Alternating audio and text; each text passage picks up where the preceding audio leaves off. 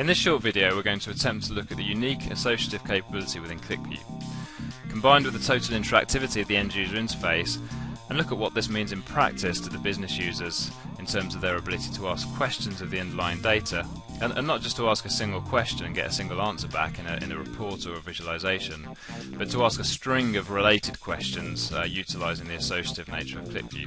So here we're showing a single object, showing us some sales by customer, and here I can very easily make selections, maybe just to filter down on my top 5 customers.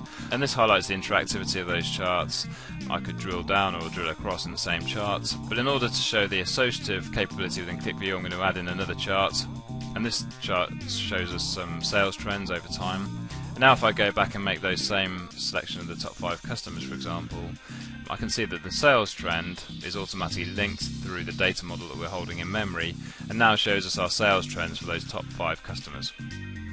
Now, because we have the two charts, I could of course start with the sales trend, and I could say, well, you know, what made up that specific peak in time there, and now I can see my top customers for that specific month. I could add in a third object which shows me some geographical analysis, and here I could actually say, well, I'm just interested in sales within the UK, for example. I can see that we seem to be trending down, so I could make a subsequent question using the trending chart, and I could say, well, you know, it seems to have been starting to trend down at about this point. If I look at my top customers, I can see Salamander and HCS are, you know, my sort of top 2 customers. When I've selected the period of time where it starts to trend down, I can see that HCS has dropped off in a big way, so, you know, perhaps there's something there that I need to investigate further. Again, I could then say, focus on my top 3 customers within that data, and get some more detail about where those customers are within the actual map of the UK.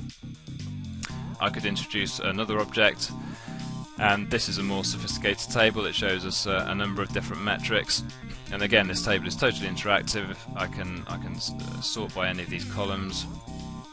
I could actually view this by, you know, any number of dimensions. I can look at this by country here, or I could look at my sales reps and how they're performing. But I keep it on product type, and I'll sort by my margin so that I've got my worst performing products. And here, for example, I could make a selection very easily of those products that are, you know, have a product margin of less than 40%. I could see where they're being sold. I could ask a subsequent question, you know, well, I'm going to make some changes in, you know, Southern Europe, so I'm going to focus in on those. I'm going to see which customers are buying those products, and I could have a look at, I could ask some follow-on questions of the data. I could say who of those customers have been buying those products in the last 4 months.